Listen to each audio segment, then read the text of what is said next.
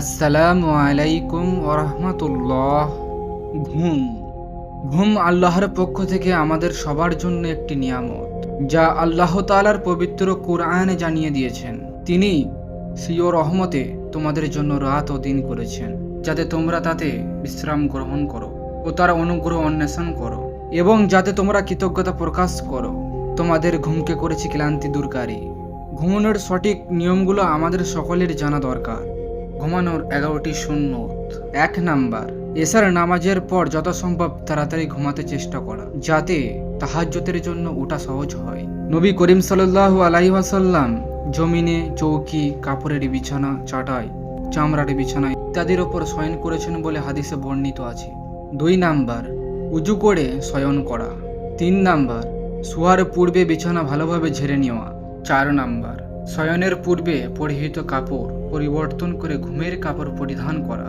5 number, শয়নের পূর্বে বিসমিল্লাহ বলে এই 3টি কাজ করা: দরজা বন্ধ করা, মশক বা পানির পাত্র এবং খাদ্যদ্রব্যের পাত্র ও অন্যান্য পাত্রসমূহ ঢেকে রাখা। যদি ঢাকার জন্য কোনো বস্তু না পাওয়া যায়, তাহলে বিসমিল্লাহ পড়ে তার মুখে একটি লাঠি বা ছড়ি রেখে দেওয়া।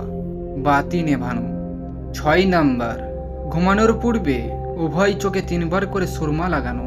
7 নাম্বার, ঘুমানোর পূর্বে কিছু পরিমাণ কোরআন শরীফ তেলাওয়াত করা। সূরা ফাতিহা, সূরা কাফিরুন, আয়াতুল কুরসি, সূরা বাকারার শেষ 2 আয়াত, সূরা মুলক ইত্যাদি তেলাওয়াত করা। বেশি পড়া সম্ভব না হলে কমপক্ষে ছোট 2-3টি সূরা পড়ে নেওয়া।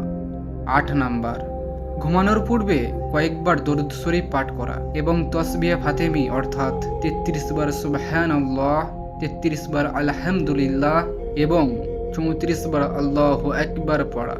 9 নাম্বার, সূরা ইখলাস, সূরা ফালাক ও সূরা নাস প্রত্যেকটি 3 বার করে পড়ে হাতে দম করে যতটুকু সম্ভব মাথা হতে পা পর্যন্ত সমস্ত শরীরে হাত মুছে দেওয়া। 3 বার এরূপ করা। 10 নাম্বার, ঘুমানোর সময় ডান কাঁধে কেবলামুখী হয়ে শোয়া সুন্নত। অপর হয়ে শয়ন করতে নিষেধ করেছেন, কারণ এইভাবে শয়ন করাকে আল্লাহ তাআলা পছন্দ করেন না।